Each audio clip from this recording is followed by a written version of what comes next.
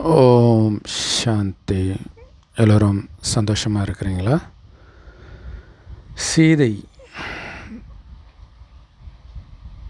மண்ணாசையினால் கெட்டான் துரியோதனன், பெண்ணாசையினால் கெட்டான் ராவணன் அப்படின்னு சொல்லுவாங்க. இந்த செய்தியும் இருக்குது. ஆனால் இது மட்டுமே இந்த மகாபாரதமும் ராமாயணமும் சொல்கிற செய்தி கிடையாது. அதில் நிறைய ரகசியங்கள் ஒவ்வொரு காட்சியிலும் இருக்குது. நிறைய ஆன்மீக ரகசியங்கள், நிறைய போதனைகள் இருக்குது. ஸோ அதில் ஒரு முக்கியமான விஷயம், ராமருடைய வாழ்க்கையில் பிரச்சனை சீதை வந்த பிறகு தான் வருது. இல்லை, சீதையை திருமணம் பண்ண பிறகு தான் அவருக்கு பெரிய பிரச்சனைகள்லாம் வர ஆரம்பிக்குது. குறிப்பாக சீதையின் பிரிவு தான் அவருக்கு பயங்கர வலியை கொடுத்தது, அசுரர்கள் கொடுக்குற டார்ச்சரை விட. ஆனால் அந்த சீதையை குறிப்பாக ராவணன் கடத்துகிறான் இல்லையா, அதுக்கப்புறம் தான் பிரச்சனை. இப்போ இதை வாதம் கூட செய்வாங்க. சீதையை ராவணன் கடத்தினானா அல்லது சீதை விரும்பி போனாளா அப்படின்னு இருக்கும். ஏன்னா சீதையை யாரும் கடத்த முடியாது, அவளை தொட்டாலே எரிஞ்சிடுவாங்க அப்படின்னு இருக்கும். அப்போ மண்ணோட பேர்த்துட்டு போயிட்டாங்க அப்படின்ட்டு கம்பராமாயணத்தில் எழுதியிருப்பாங்க, மண்ணோடு அவர் தூக்கிட்டு போனாருன்ட்டு. பட் ஒரிஜினல் ராமாயணத்தில் அவன் கையை பிடிச்சி தான் தூக்கிட்டு போவான். ஸோ அப்போ அதாவது அவள் விருப்பமில்லாமல் யாராவது தொட்டால் அவங்க எரிஞ்சிடுவாங்க. அது ராவணனுக்கு சாபம். அப்படி இருக்கும்போது சீதை அழைச்சிட்டு போயிருக்கிறான்னா அவள் விருப்பம் இல்லாமல் எப்படி போயிருக்க முடியும் அப்படின்னு ஒரு பெரிய கேள்வி இருக்குது.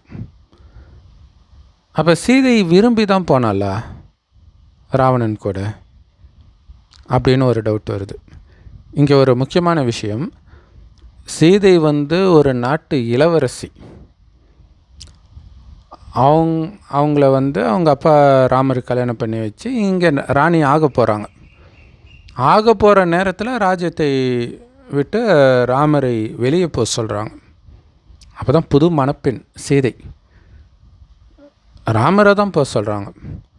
அதுக்குள்ளே சீதை நானும் வரேன்றான். நீ எதுக்கு வரணும், நீ இங்கேயே இரு அப்படின்னு ராமர் சொல்கிறார். இல்லை, ராமர் வாழ்கிற இடம் தான் சீதைக்கு அயோத்தி. இன்னை வரைக்கும் அது ஃபேமஸாக சொல்லுவாங்க. ஸோ அப்படி அந்த சுகபோக வாழ்க்கையெல்லாம் தூக்கி கடாசிட்டு போகிற அந்த சீதை முற்றிலும் முரணான ஒரு விஷயம் வருது பாருங்கள் இல்லையா. இந்த ராஜ்யம் எல்லாத்தையும் துச்சமாக மதித்து தூக்கி கடாசிட்டு போன சீதை உடனடியாக அந்த துறவர ட்ரெஸ்ஸை போட்ட சன்னியாசி கோலம் பூண்ட அந்த சீதை காட்டில் ஒரு மானை பார்க்குறா. ரொம்ப அழகாக இருக்குது, தங்கமான் மாதிரி ஜொலிக்குது. அந்த மான் வேணும்னு கேட்குறோம். இப்போ இதில் எது சீதையுடைய ஒரிஜினல் கேரக்டர்? எதுவுமே வேண்டான்னு போன சன்னியாசி சீதையா அல்லது ஒரு மானுக்காக அதை எடுத்துகிட்டு வாங்க? இத்தனைக்கும் அது அப்படிலாம் இருக்க வாய்ப்பே இல்லைன்ட்டு ராமரும் சொல்கிறாரு, குறிப்பாக லக்ஷ்மணன் சொல்கிறார். ராமர் மனம் கூட கொஞ்சம் இதாகுது, ராமரும் மயங்கிறார். இதுதான் முக்கியமான விஷயம். சீதை மட்டும் மயங்கலார், ராமரும் மயங்கிறார் அந்த மானின் அழகில். ஆமாம், ரொம்ப அழகாக இருக்குல்ல அப்படின்ட்டு அவருமே சொல்கிறார். லக்ஷ்மணன் தான் சொல்கிறாரு, இங்கே எப்படி அதெல்லாம் இருக்க வாய்ப்பு இருக்குது, உலகத்தில் இந்த மாதிரிலாம் இருக்க வாய்ப்பே கிடையாது அப்படின்ட்டு லக்ஷ்மணன் சொல்கிறார். ஸோ அப்போ இங்கே ரெண்டு பேர், ராமரும் தான் ராஜ்யம் வேண்டான்னு தூக்கி கடைசிட்டு வந்தவர், ஒரு மானுக்கிட்ட மயங்கிற அளவுக்கு அற்ப புத்தி கொண்டவராக இருப்பாரா? சீதை இருப்பாங்களா அப்படின்னு யோசிக்கணும். இங்கே நம்ம மனிதர்கள் கடவுளுக்கு என்னென்னமோ டெஃபினேஷன் கொடுக்குறோம். உள்ளே இருக்கிறது தான் கடவுள், அப்புறம் இந்த பிரபஞ்சம்தான் கடவுள், இருள் தான் கடவுள், ஓங்காரம் தான் கடவுள், கடவுள் இல்லாத இடமே கிடையாது, அண்ட சராசங்களும் நிரம்பி இருக்கிறாரு. இப்படியெல்லாம் கடவுளுக்கு இஷ்டத்துக்கு டெஃபினேஷன் கொடுக்குறாங்க. ஆனால் ராவணனுக்கு யாருமே டெஃபினேஷன் கொடுக்கல. ராவணன் ஒருத்தர் இருந்தான்ப்பா அப்படின்னு நினச்சிக்கிறாங்க. ஆனால் உண்மை என்னென்னா இது அப்படியே ரிவர்ஸ். கடவுள்னு ஒருத்தர் இருந்தாருன்றது தான் உண்மை. ராவணன்னு எவனுமே கிடையாது 10 தலையை தூக்கிக்கிட்டு. இப்போ யார் இந்த ராவணன்? இதே அதாவது இந்து புராணங்களில் வந்து நிறைய அரக்கர்கள் இருப்பாங்க. அந்த அரக்கர்களுக்கெல்லாம் தலைவனாக ராவணனை காட்டியிருப்பாங்க. அப்போ இந்த எல்லா அரக்கனுமே அல்லது ராவணனுமே முஸ்லீம் கிறிஸ்தவ மதத்தில் சொல்லப்படுற அந்த சைத்தான்றதுமே ஒரே விஷயத்தை குறிக்குது, ஒரே நபரை குறிக்கலை. அது என்ன அப்படின்னா, இதில் கொஞ்சம் நமக்கு வந்து ஒரு க்ளூ கிடைக்குது. அதோடைய டெஃபினிஷன் 10 தலை காட்டப்பட்டு இருக்குது. அங்கே கிறிஸ்தவ மதத்தில் வந்து ஒரு பாம்பு மாதிரி சாத்தான் வந்தான் அப்படின்னு சொல்லப்பட்டிருக்கும், அந்த கனியை சாப்பிட சொல்கிறதுக்கு. நீங்கள் இந்து தெய்வங்கள் தலையில் பார்த்தீங்கன்னா பாம்பு இருக்கும், 10 தலை பாம்பு இருக்கும், 10 தலை ராவணன், ரெண்டுமே ஒன்று தான் இல்லையா? அங்கே சாத்தான் சொல்கிறது தான் இந்த ராவணன். ஸோ அப்போ என்ன அந்த 10 தலை அப்படின்னா, காமம், கோபம், பற்று, பேராசை, அகங்காரம், இந்த 5 விகாரம் மானிடமும் இதே 5 விகாரம் பெண்ணிடம் உள்ள இணைந்த ரூபந்தான் 10 தலை ராவணன். இது இன்னும் தெளிவாக உங்களுக்கு எப்போ புரியும் அப்படின்னா, இன்னொரு சம்பவம். ராவணனை காட்டினாலே எப்போவுமே பறந்துக்கிட்டே இருப்பான் புஷ்பக விமானத்தில். அந்த புஷ்பக விமானம் அவனுக்கு எப்படி வருது அப்படிங்கிறத நம்ம தெரிஞ்சுக்கணும். ஆக்சுவலாக அந்த புஷ்பக விமானமும் ராவணனுக்கு சொந்தம் கிடையாது, இலங்கையும் ராவணனுக்கு சொந்தம் கிடையாது. இலங்கை தேவர்களுடைய ஆட்சியில் இருக்கும். ஸோ அதை வந்து ராவணன் வாங்கிக்குவான். ஏன்னா அந்த இலங்கை ராஜ்யத்தை அடைவதற்காகவே ராவணனுடைய அம்மா குபேரனுடைய அப்பாவை கல்யாணம் பண்ணிக்குவாங்க. குபேரன் தான் இப்போ ராஜாவாக இருப்பான். ஸோ கல்யாணம் பண்ணி ராவணன் பிறக்கிறான். ஆக்சுவலாக அவங்க அப்பா வந்து ஒரு சன்னியாசியாக தான் ராவணன் வளர்க்கப்படுறான். அதனால தான் சிவபக்தனாக காட்டுறாங்க.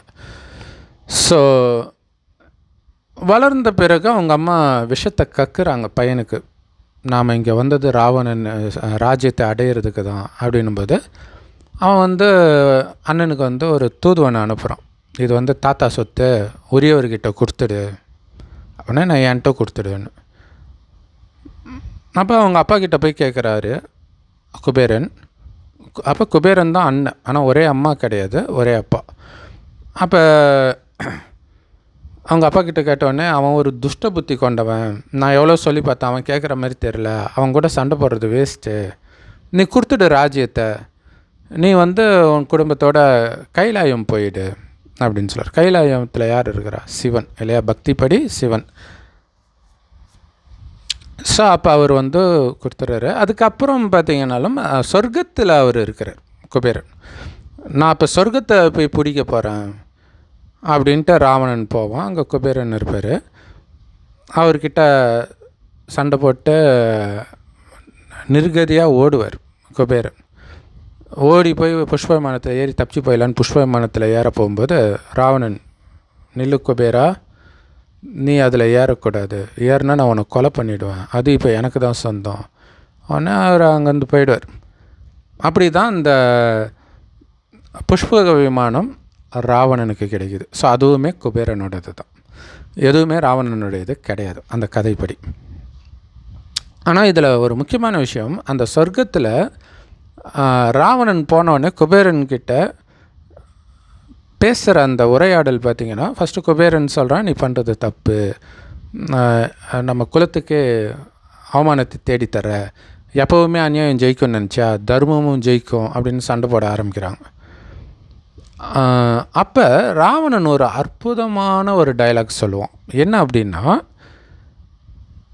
இந்த சொர்க்கம் பலசாலிகள் வாழ்வதற்கான இடம், உன்னை மாதிரி பலவீனமானவர்கள் கிடையாது, உன்னை மாதிரி பலவீனமானவர்கள் சிறைப்பிடிக்கப்படுவார்கள் அப்படின்னு சொல்லுவான்.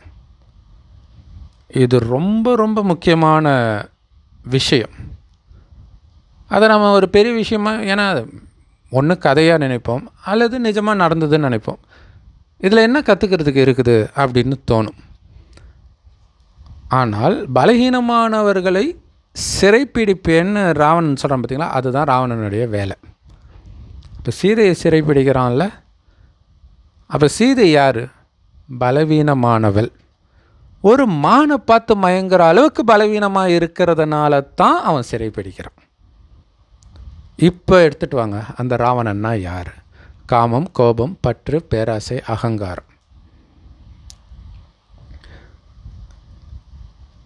இங்கே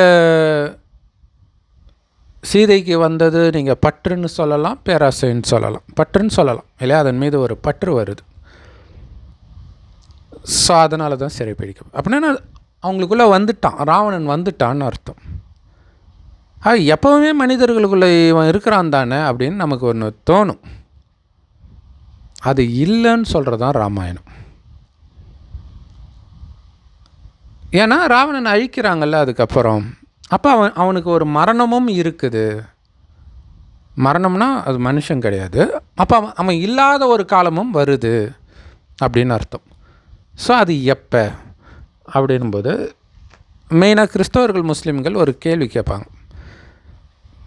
என்னதான் இந்து மதத்தில் நிறைய புராண கதைகள் இருக்குது, பைபிள் குரானில் சொல்லப்படாத நிறைய ரகசியங்கள் இருந்தாலும் இந்துக்கள் யாரும் அதை படிக்கிறது கிடையாது. ஆனால் முஸ்லீம்களும் கிறிஸ்தவர்களும் அவங்க புஸ்தகத்தை ரொம்ப ஒரு தடவையாவது படிச்சிருப்பாங்க அவங்க வாழ்நாளில். நம்ம என்னத்தை படிக்கிறது? எல்லாமே சமஸ்கிருதத்தில் இருக்கிறது, தமிழே வந்தாலும் அது புரியாது. இந்த மாதிரிலாம் இருக்குது. இப்போ பைபிள் குரானில் புரிகிற மாதிரி ட்ரான்ஸ்லேஷன் ஈஸி படுத்தி எடுத்துகிட்டு வராங்க. ஆனால் நல்லதாக போச்சு, இந்த மாதிரி சீரியல் எடுக்கிறாங்க, அதனால் நல்லதாக போச்சு. ஸோ அதனால் கிறிஸ்டின்ஸ் ஒரு கேள்வி கேட்பாங்க அடிக்கடி. கடவுள் எதுக்கு சாத்தானை படைச்சார்? முதல்ல படைச்சது தானே பிரச்சனை அப்படின்ட்டு. ஸோ இங்கே அதேமாரி ராவணனை ஏன் படைத்தார் அப்படின்னு கேட்கலாம். ஆக்சுவலாக ராவணனுக்கு சிவன் வரம் கொடுத்தாருன்னு சொல்லுவாங்க. அதை கூட கேட்பாங்க, ஏன் வரம் கொடுக்கணும், அதுக்கப்புறம் இவ்வளோ கஷ்டப்படணும் அப்படின்னு கேட்பாங்க. கரெக்டாக அந்த வரம் கொடுக்கறத தான் அவன் உருவான நேரம்னு வச்சுக்கலாம். அது கதைப்படி அது வரம் கிடையாது இல்லையா. ராவணன் ஒருத்தன் கிடையாது. அதை எப்படி சொல்லலாம் ராவணனை அல்லது சாத்தானை அப்படின்னா, ஜென்ரலாக கடவுளுடைய ஞானத்தை, கடவுளுடைய வழிகாட்டுதல், இது எல்லாத்தையும் ஒளியோடு கம்பேர் பண்ணுவாங்க. ஜோதி, ஒளி அப்படின்ட்டு, வெளிச்சம். அப்போ ஒரு இடத்துல வெளிச்சம் இருக்குதா, அந்த வெளிச்சத்தை எடுத்துட்டா, அந்த வெளிச்சத்துக்கான சோர்ஸ் எடுத்துட்டா அங்கே என்ன இருக்கும்? இருட்டு தான் இருக்கும். ஸோ அந்த மாதிரி இன்றைக்கி கலியுகத்தின் இறுதியில் எல்லா மனிதர்களுக்குள்ளேயும் இந்த ராவணன் தான் ஆட்சி தான் நடக்குது. காமம், கோபம், பற்று, பேராசை, அகங்காரம் தான் இருக்குது எல்லாருடைய மனசுலேயும். இதை நீக்கிறதுக்காக கடவுள் வரார். எப்போ வரார் அப்படின்னா, கலியுகத்தின் இறுதியில் வரார்.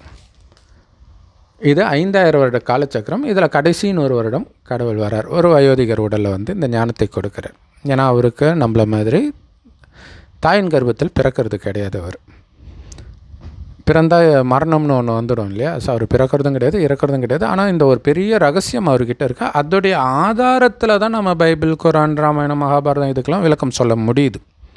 இல்லைன்னா நமக்கும் தெரியாது. ஸோ அப்போ இறைவன் ஒரு வயோதிகர் உடலில் பேசுகிறார். அந்த வயோதிகருக்கு பிரம்மான் பேர் வைக்கிறார். அவர் வாய் வழியாக இறைவன் பேசுகிற நேரடி ஞானத்தை தான் முரளி அப்படின்னு சொல்லுவோம். எல்லா பிரம்மகுமாரிகள் ராஜயோக தியான நிலையத்திலும் இது முற்றிலும் இலவசமாக கிடைக்குது. பிரம்மா வாய் வழியாக இந்த ஞானத்தை கேட்குறவங்க தான் குமாரிகள், வேறு ஒன்றும் இல்லை. பிரம்மா வாய் வழியாக இறைவனுடைய ஞானத்தை, கடவுளுடைய ஞானத்தை, அந்த கடவுளைத்தான் அல்லாஹ், பரமபிதா, சிவன் அப்படின்னு சொல்கிறோம். அவர் கடைசின்னு ஒரு வருடம் வராரு. எங்கேருந்து? செம்பன் நிறமான ஒளி உலகத்திலிருந்து. இங்கே அவர் நட்சத்திரமாக இருக்கார். ஆத்மாக்களாகிய நாமளும் இங்கே தான் இருக்கிறோம். உடம்புல வரும்போது பூர்வ மத்தியில் இருப்போம், அதனால தான் அங்கே போட்டு வைக்கிறோம். ஸோ ஆத்மானா உயிர். அந்த ஆத்மா தான் கண் வழியாக பார்க்குது, வாய் வழியாக பேசுது, எல்லா காரியத்தையும் ஆத்மா தான் பண்ணிகிட்டு இருக்குது. மனம், புத்தி கூட ஆத்மாவில் தான் இருக்குது, பிரெயினில் கிடையாது. ஸோ அதனால தான் இறந்த பிறகு கூட முன்ஜென்மம் அதுக்கு எப்படி ஞாபகம் இருக்குது, பிரெயினெல்லாம் எரித்த பிறகும். ஸோ ஆத்மாவில் தான் இருக்குது. அந்த ஆத்மா இன்றைக்கி சாத்தானின் பிடியில் சிக்கிட்டு இருக்குது, இருட்டாயிடுச்சு. அப்போ அங்கே ஞான ஒளி ஏற்ற ஒளியான இறைவனே வருகிறார். ஒன்று அவர் சின்ன நட்சத்திரம் மாதிரி இருப்பார், அதனால் ஒரு ஒளி. இன்னொன்று ஞான ஒளி கொடுக்குறார். ஞானம் சத்தியம் அவர்கிட்ட மட்டும்தான் இருக்குது. அவர் சொல்கிறாரு, இந்த பூமி முதல்ல சொர்க்கமாகத்தான் நான் படைத்தேன். 2500 வருடம் சொர்க்கமாக இருந்த இதே பாரத பூமி அடுத்த 2500 வருடம் ஒட்டுமொத்த உலகமும் நரகமாக மாறுது. ஸோ பாரதம் தான் சொர்க்கமாக இருந்தது. பாரதம் மட்டும்தான் 2500 வருடம் உலகமாகவே இருந்தது. மற்றதெல்லாம் கடலுக்கு கீழே இருக்கும். அதுக்கப்புறம் தான் கொஞ்சம் கொஞ்சமாக வெளிப்படும். மற்ற மதங்கள்லாம் அதுக்கப்புறம் தான் வருது நரகமான பிறகு. ஸோ சொர்க்கத்தில் யாரும் கடவுளை நினைக்க மாட்டாங்க. ஏன் தெரியுமா? நம்ம இந்துக்கள் யாரெல்லாம் கடவுள்னு வழிபடுறோமோ சிவனை தவிர அத்தனை பேரும் அங்கே வாழ்ந்தவர்கள். இப்போ எங்கே போயிட்டாங்க? எங்கேயும் பல மறுஜன்மம் எடுத்து நிறைய பாவம் செய்ய ஆரம்பிச்சிட்டாங்க. அதனால் நிறைய துக்கத்தையும் அனுபவித்து அழகு, ஆரோக்கியம், செல்வம் எல்லாத்தையும் இழந்து குணமற்றவர்களாக மாறி இருக்கிற நீங்களும் நானும் தான் அது அப்படிங்கிற விஷயத்தை சொல்கிறதுக்குத்தான் கடவுள் வர. சொர்க்கத்தின் அதிபதியாக இருந்தவர்கள் நீங்கள் பைபிள் இருக்கும், விண்ணுக்கும் மண்ணுக்கும் உன்னை அதிபதியாக படைத்தேன். அப்படி இருந்த நாம் இன்றைக்கி இப்படி இருக்கோம். அங்கே ராமாயணத்தில் ராவணன் புஷ்பக விமானத்தில் பறக்கிற மாதிரி காட்டுறாங்க இல்லையா? அது உண்மையிலே சொர்க்கத்தில் எல்லாருமே புஷ்பக விமானத்தில் தான் ட்ராவல் பண்ணுவாங்க. ஒரு வினாடியில் இங்கேருந்து அமெரிக்காவுக்கு போயிடும்னா அது என்ன மாதிரி டெக்னாலஜின்னு யோசிச்சு பாருங்கள். 5 வயசு குழந்தை கூட அதை இயக்க முடியும், ஆக்சிடெண்ட்டே ஆகாதுன்றார். இன்றைக்கி எவ்வளோ ஏரோப்ளேன்லாம் வெடிக்குது இல்லையா? இன்னும் கொஞ்சம் காலத்தில் அது வரப்போகுது. இன்னும் ஒரு 15 அந்த அளவுக்குன்னு வச்சுக்கோங்களாம். அந்த வருடத்திற்குள்ளே 15 வருஷத்துக்குள்ளே வரப்போகுது. அதை கண்டுபிடிக்கிற முயற்சி இப்போ பண்ணுறாங்க. பறக்கும் காருன்ட்டு தமிழ்நாட்டிலே பண்ணுறாங்க. உலகம் ஃபுல்லாகவே இந்த ஆராய்ச்சி நடந்துகிட்டு இருக்குது. ஏன்னா அது சொர்க்கம் வர்றதுக்கு தயாராகிறாங்க. அதுக்கு முன்னாடி இந்த உலகத்தை அழிச்சாகணும். ஏன்னா கலியுகம் அழிந்தால்தான் சொர்க்கம் உருவாகும். ஸோ அதற்காக தான் நிறைய இப்போ பார்க்குறோம் இல்லை, ஈரான் இஸ்ரேல் போர், உக்ரைன் போர், நிறைய நாடுகளில் போர் வந்துக்கிட்டே இருக்குது. இது இல்லாமல் உள்நாட்டு கலவரங்கள், சாப்பாட்டுக்கு வழி இல்லாத நிலைமை வர்ற அளவுக்கு விலைவாசியெல்லாம் ஏறுது. இயற்கை சீற்றமும் பயங்கரமாக இருக்குது. எல்லாமே ஒரு வழி ஆகும். ஏன்னா கடந்த 2500 வருடமாக காமம், கோபம், பற்று, பேராசை, அகங்காரன்ற இந்த ராவணன் பிடியில் சிக்கி பாவம் மேலே பாவம் செய்து சின்ன பின்னம் ஆயிட்டோம். அத்தனை பாவத்திற்கும் தண்டனை கிடைக்கணும் இல்லையா? அது எல்லாமே இப்போ நடக்கும். ஆனால் அந்த தண்டனையிலேருந்து உங்களை காப்பாற்றுறதுக்கு தான் கடவுள் வந்திருக்கிறேன். ஸோ நம்ம சொன்னோம் இல்லையா, சொர்க்கத்தில் இருந்த புஷ்ப விமானம் ஏன் அவங்கக்கிட்ட இருந்துச்சுன்னா, அவங்க பலசாலிகள் உடலில் கிடையாது. உடம்பு ஆரோக்கியமாக இருக்கும். மற்றபடி அடுத்தவனை அடிக்கிறது அந்த மாதிரி எண்ணமே இருக்காது. அப்புறம் எதுக்கு அது மாதிரிலாம் உடம்பை உருவாக்க போகிறாங்க? அப்போ என்ன விஷயம்னா, ஆத்ம பலமாக இருக்கும். ஆத்ம பலம்னா என்ன? காமம், கோபம், பற்று, பேராசை, அகங்காரம்னா என்னன்னே தெரியாது. வெளி உலக கவர்ச்சியில் மயங்கவே மாட்டாங்க. ஆனால் பயங்கர அழகாக இருக்கும். பேரே சொர்க்கம் இல்லை. தங்க செங்கற்களால் கட்டப்பட்ட மாட மாளிகையில் இருப்பாங்க. ஆண்களும் பெண்களும் அவ்வளோ அழகாக இருப்பாங்க. சின்ன சலனம் கூட ஆகாது. கணவனும் மனைவியும் நமக்கு ஒரு வாரிசு வேணும்னு நினைக்கும் போது மனைவி கர்ப்பமாவாலே தவிர காமத்தினால் கிடையாது. ஸோ அதனால தான் அவங்கள இந்துக்கள் கோயில் கட்டி கும்பிடுறோம். அவ்வளோ பரிசுத்தமாக இருந்தார்கள். காரணம் ஆத்ம பலசாலியாக இருந்தது. அந்த பலசாலிகள் வாழற இடம் சொர்க்கம்ன்றது தான் அங்கே ராவணன் சொல்கிறோம். அது ஒரு சாதாரணமாக எடுத்துக்கோ. நம்ம அங்கே ராவணன் சொல்லும்போது அடுத்து சண்டை போடும்போது என்ன தோணுது? உடல் பலத்தை பற்றி பேசுகிறாம்பல இருக்குது அப்படின்னு புரிஞ்சுக்கும். அவங்க கடைசியில் பார்த்திங்கன்னா ஒருத்தரையும் இந்த மாதிரி சொர்க்கத்தை இழந்த உடனே தேவர்கள் சிவன்கிட்ட போய் நிற்பாங்க. சிவன் என்ன சண்டை போடுறதுக்காக கற்றுக் கொடுக்குறாரு? அவருக்கு உடம்பே கிடையாது. அதே மாதிரி நீங்களும் உடலற்ற ஆத்மானு உணருங்கன்னு சொல்கிறதுக்கு தான் வந்திருக்கிறார். அந்த சக்தி வேணும் இல்லையா? அதுக்கு என் ஒருவனின் நினைவிலே இருங்க. இறைவன் எங்கே இருக்கார், எப்படி இருக்கார்? ஒரு வயோதிகர் உடலில் வந்தாலும் அந்த வயோதிகர் ஒன்றும் கடவுள் கிடையாது. ஸோ அவர்கிட்ட உங்கள் கவனம் போகக்கூடாது. அவர் வாய் வழியாக அந்த ஞானத்தை கேட்குறோம். அது கடவுளுடைய ஞானம்ன்ற எண்ணத்தோடு கேளுங்க. ஆனால் பேசிக்கிட்டு இருக்கிறது அவர் வாய் வழியாக செம்பொன்னிறமான ஒளி உலகத்தில் வாசம் செய்யும் எம் பெருமான் சிவன் அப்படின்ற உணர்வோடு கேளுங்க. என்னுடைய அப்பா பேசிகிட்டு இருக்கார், ஆத்மாக்களின் தந்தை பேசிகிட்டு இருக்கிறாருன்ற உணர்வில் கேளுங்க. அவருடைய நினைவிலே இருங்க. அப்போ செவ்வானத்தில் நட்சத்திரம் மாதிரி இறைவனை நினைக்கணும். உங்களையும் உடலற்ற ஆத்மானு உணர்ந்து அவரை நினைக்கணும். எந்த அளவுக்கு அவரை நினச்சிக்கிட்டே இருக்கிறீங்களோ அந்த அளவுக்கு ஆத்மா பலசாலியாகும். எந்த அளவுக்கு பலசாலி ஆகுதோ அந்த அளவுக்கு உலகியல் கவர்ச்சியிலிருந்து விலகும். குறிப்பாக நான் உடல் என்ற உணர்வை கொஞ்சம் கொஞ்சமாக மறக்க ஆரம்பிப்பீங்க. யாரை பார்த்தாலும் ஆத்மா தான் கண் வழியாக பார்க்குது, வாய் வழியாக பேசுதுன்றது அனுபவமாகும். தெரிஞ்சிக்கிறது வேறு. அனுபவம்னா என்ன அர்த்தம்? இப்போ ஒரு காரு வருது, இடிச்சிருச்சு உங்கள் காரை, எங்கே திட்டுவீங்க? டிரைவர் சீட்டில் இருக்கிற டிரைவரை பார்த்து திட்டுவீங்க, வேறு எங்கேயும் திட்ட மாட்டீங்க. ஏன்னா உள்ளே இயக்கிறவர் யாருன்னு தெரியும். அந்த மாதிரி இயக்கிட்டு இருக்கிறது ஆத்மான்னு உங்களுடைய கவனம் அங்கே போகும்போது உங்கள் மனநிலையை வேறு மாதிரி போயிடும். அந்த அழகில் மயங்காது, வெறுப்பு இருக்காது. அது ஒரு சின்ன புள்ளி, அதில் என்ன நடிப்பு பதிவாகி இருக்குதோ அதை நடிக்குதுன்றார். அதனால தான் 5000 வருஷத்துக்கு ஒரு தடவை ஒரு கல்பம்னு 5000 வருஷத்தை ஒவ்வொரு கல்பத்திலும் நடந்ததே நடக்கும்ன்றார். 5000 வருஷத்துக்கு முன்னாடி இதே நாள் இதே நேரம் இதே வீடியோவை நான் போட்டிருந்தா தான் இப்போவும் போடுவேன். ஒவ்வொரு கல்பத்திலும் இந்த நேரம் இதான் பண்ணுவேன். நீங்களும் எப்போ பார்க்குறீங்களோ அப்பயே தான் பார்ப்பீங்க. அதே மனநிலையில் கமெண்ட் போட்டிங்கன்னா கூட ஒரு எழுத்து விடாமல் அதே தான் போடுவீங்க. அந்த அளவுக்கு துல்லியமாக நிச்சயிக்கப்பட்டிருக்கு. ஸோ அப்போ என்ன நடக்குதுன்னா, இப்போ இறைவனை நினைத்து ஆத்மாக்குள்ளே பலம் நிரம்புது இல்லையா? கடைசியில் ஃபுல் ஆத்மான்ற உணர்வுக்கே வந்துடுவீங்க. அப்போ தான் உலகழிவு ஸ்டார்ட் ஆகும். அந்த நிலை அடையும் பொழுது இங்கே அணுகுண்டு போடணும்னு தோணிடும். இப்போ நீங்கள் அந்த நிலை அடைந்து இந்த உடலை விட்டு சொர்க்கத்துக்கு போவீங்க. ஆனால் இப்போ நீங்கள் அந்த பயிற்சி செஞ்சு எந்த அளவுக்கு பலசாலியாக இருக்கிறீங்களோ அந்த பலத்தோடு அங்கே வருவீங்க. எந்த அளவுக்கு தெய்வீக குணம், அன்பு, அமைதி, கருணை, இந்த மாதிரி குணம் மட்டுமே நம்ம நிரப்பி வச்சுட்டு அந்த குணம் நிரம்பியவர்கள் மட்டுமே அங்கே வருவோம். ஏன்னா இந்த குணத்தை ஆத்மா அடுத்த ஜென்மத்துக்கு எடுத்துகிட்டு போயிடும். இங்கே இருக்கிற செல்வம் இதெல்லாம் எடுத்துகிட்டு போகாது, அதை எல்லாமே அழிய வேற போகுது. மொத்தத்தில் ஆத்மா பலசாலியாக அங்கே போகும். ஆனால் ஒரு செல்ஃபோன் ஃபுல்லாக சார்ஜ் போட்டு வைத்தாலும் நாள் செல்ல சார்ஜ் குறைஞ்சிக்கிட்டே தான் வரும் இல்லையா? பயன்படுத்தவே இல்லைன்னா கூட குறைய தான் செய்யும், பயன்படுத்தினா கொஞ்சம் ஸ்பீடாகவே குறையும்.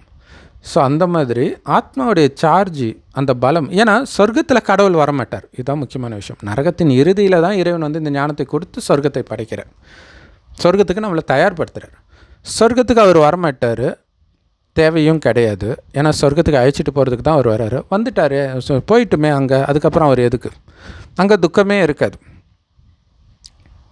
அப்போ என்ன ஆகுதுன்னா, ஆத்மா கொஞ்சம் கொஞ்சமாக அங்கே கடவுளும் இல்லாதனால ஆத்மான்ற உணர்வு இருக்கும், ஆனால் கடவுளை பற்றிய சிந்தனையே இருக்காது. ஏன்னா சதா ஆனந்தமாக இருக்கும். ஆத்மாவுடைய உண்மையான குணமே ஆனந்தம்தான். அப்போ ஆனந்தத்திலே இருக்கிறதுனால கொஞ்சமாவது கஷ்டம் வந்தால் தான் கடவுள்கிட்ட புத்தி போகும்.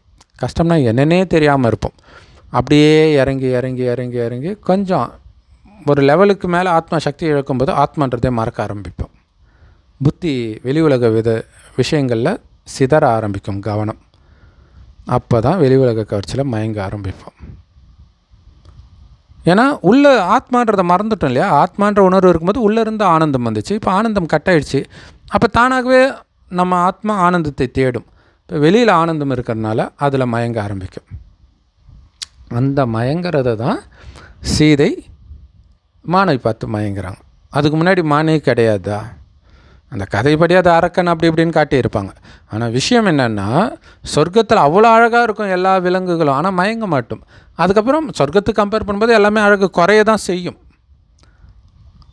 ஆனாலும் மயங்க ஆரம்பிப்போம். அதேமாதிரி மனைவியை பார்த்து அழகாக இருக்கிறாள்னு ஸ்லைட்டாக எண்ணம் வரும், அது வரைக்கும் வராது.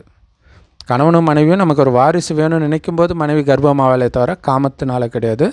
காமம், காதல், இச்சையாக பார்க்குறது இதெல்லாம் இருக்கவே இருக்காது. அவ்வளோ ஒரு தெய்வீகமான உலகம். அதனால தான் அவங்கள ஜோடியாக கோயில் கட்டி கும்பிட்றோம். அங்கே போகும்போது உங்களுக்கு காமல் உணர்வும் காதல் உணர்வுமாக வருது. காதலியோடவே நீங்கள் அங்கே போனால் கூட அங்கே அந்த மூலஸ்தானத்தில் கடவுளை பார்க்குற அந்த நேரம் காதல் காமலும் புத்தியை விட்டு ஓடியே போயிடும். வெறும் அவங்க ஜடச்சிலையை பார்க்கும்போதே உயிரோட்டமாக அவங்க இருக்கும் பொழுது அந்த உலகம் எப்படி இருக்கும் யோசிச்சு பாருங்கள். சொர்க்கத்தில் இருந்த அத்தனை பேரும் அவ்வளோ பரிசுத்தமாக இருந்தார்கள். 2500 வருஷம் கழிச்சு அந்த பரிசுத்தத்தை இழக்கிற தருணம் தான் ராவணனுடைய என்ட்ரி. காமம் கோபம் வருது, ஏன்னா ஆத்மா சக்தி இழக்குது. அப்போ அங்கே சீதைன்னு சொன்னது ஒரு பெண் கிடையாது, அனைத்து ஆத்மாக்களும் சீதை. ராமர்னு சொன்னது சிவபெருமானை குறிக்கிறது. மற்றபடி திரேதாயுகத்தில் ஒரு ராமர் இல்லை, 12 ராமர் இருப்பாங்க. சத்யுகத்தில் ஒரு நாராயணன் இல்லை, 8 நாராயணன் இருப்பாங்க. அதனால தான் 8 நாராயணன் கல்யாணம் பண்ணுற பெண்களை அஷ்டலக்ஷ்மிகள், 8 லக்ஷ்மிகள்னு சொல்கிறோம். இதெல்லாம் நம்ம புராண கதையெல்லாம் கேள்விப்பட்டதே கிடையாது இல்லையா? ஸோ இப்போ கடவுள் சொல்லும்போது தான் தெரியுது. 1ஆம் பல்லவன் 2ஆம் பல்லவன் மாதிரி அது ஒரு தலைமுறை. ராஜா குடும்பத்தில் இருக்கிறவங்களே தானே ராஜா ஆவாங்க. அதுதான் 1ஆம் நாராயணன் 2ஆம் நாராயணன். அதேமாதிரி இங்கே 12 ராமர் சீதை இருப்பாங்க. ஆனால் எங்கேயுமே இந்த மாதிரி கடத்துறது இந்த மாதிரி விஷயமெல்லாம் இப்போ கலியுகத்தின் இறுதியில் வேணான்னு நடக்கலாம். இப்போ கூட ஒன்றும் அந்த மாதிரி நடக்கலை, பொண்ணையே தான் விரும்பி போகிறா இல்லையா? கள்ளத்தொடர்பு அப்படி ஆயிடுச்சு. சரி, இங்கேயும் அவன் என்னென்னா அப்படி மயங்கும்போது ராவணன் கடத்திட்டான் நம்மளுடைய மனசை அப்படின்னு அர்த்தம். ஸோ அப்போ என்ன ஆகுது அப்படின்னும் பொழுது அங்கே ஒரு இயற்கை சீற்றம் வருது. சொர்க்கத்தில் எந்த இயற்கை சீற்றமும் வராது. இயற்கை சீற்றம் இருக்காது, காமம் இருக்காது, கோபம் இருக்காது, பற்று பேராசை அகங்காரம் இருக்காது, ஒரு சின்ன நோய் தலைவலி கூட இருக்காது, கொசு இருக்காது. இந்த மாதிரி நமக்கு துக்கம் கொடுக்கக்கூடிய எதுவுமே அங்கே இருக்காது. விஷ ஜந்துக்கள் எதுவுமே இருக்காது. சதா காலமும் வசந்த காலமே. தினமும் நைட்டு 10 மணிக்கு மழை பெய்யும், 12 மணிக்கு முடிஞ்சிடும், அவ்வளோதான். அந்த யமுனை நதி கரையில் தான் சொர்க்கம் இருக்கும். அங்கே பார்த்திங்கன்னா எப்போவுமே வருடம் முழுவதும் ஒரே சீராக நதி ஓடிக்கிட்டே இருக்கும். அதிகமாகவும் ஆகாது, குறைஞ்சும் போகாது. எப்படி இருக்கும் யோசிச்சு பாருங்கள். ஆனால் இன்றைக்கி எப்படி ஆயிடுச்சு உலகம்? ஒன்று மழையே இல்லாமல் அப்படி ஆயிடுது, இல்லாட்டினா வெள்ளம் வந்து ஒரு வழி பண்ணிடுது. சரி, எப்போ இந்த தேவதைகளுக்கு அந்த காம உணர்வுலாம் வர ஆரம்பிச்சிடுச்சோ அப்போ உலகமே இயற்கையாக ஒரு வழி ஆகுது. ஏன்னா இயற்கைக்கும் ஆனந்தமாக இருக்கும் நம்ம பரிசுத்தமாக இருக்கும்போது. நாம் எப்போ நமக்குள்ளே இந்த காமம் கோபம் இந்த மாதிரி எண்ணம் வந்துச்சோ இயற்கை துடிக்கும். அப்போ வர்றதான் இயற்கை சீற்றம்.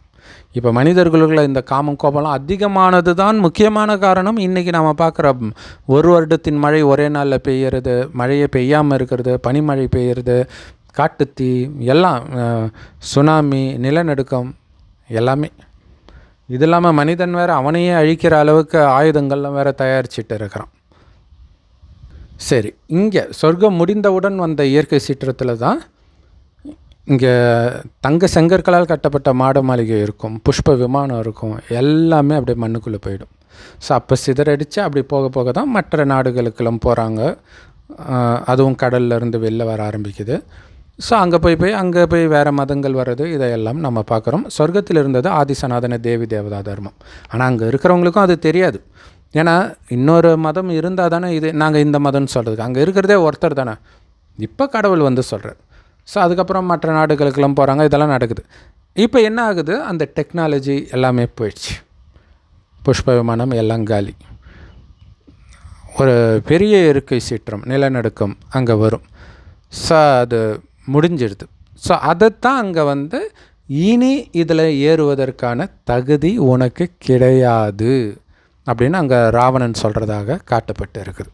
அப்போ பாருங்கள், பலகீனமானவன் சிறைப்பிடிக்கப்படுவான்ட்டு ராவணன் சொல்கிறான் இல்லையா? அப்போ ராவணனுடைய சிறையில் சிக்கிட்டோம். காமம் கோபம் பற்று பேராசை அகங்காரம் தான் அந்த சிறை. அதில் நாம் சிக்கிட்டோம். ஸோ இப்போ இந்த சிறையிலிருந்து விடுபடுறது தான் ராமாயணம் கதை, நம்முடைய கதை. நம்மளை விடுபட வைக்கிறதுக்கு தான் ராமராகிய சிவபெருமானே வந்திருக்கிறார். உடம்புன்றதை மறந்து ஆத்மான்ற உணர்வுலே இரு. நீங்கள் நல்லா பார்த்தீங்கன்னா ராமாயணத்தில் சிவலிங்கத்துக்கு முன்னாடியே தான் சீதை உட்காந்துட்டு இருப்பாங்க ஃபுல்லாக. ஃபஸ்ட்டு ராவணன் கடத்திட்டு போவான். அதுக்கப்புறம் வெளியில் வந்த பிறகு மறுபடியும் ஒரு பிரச்சனையினால் காட்டுக்கு போயிடுவாங்க இல்லையா?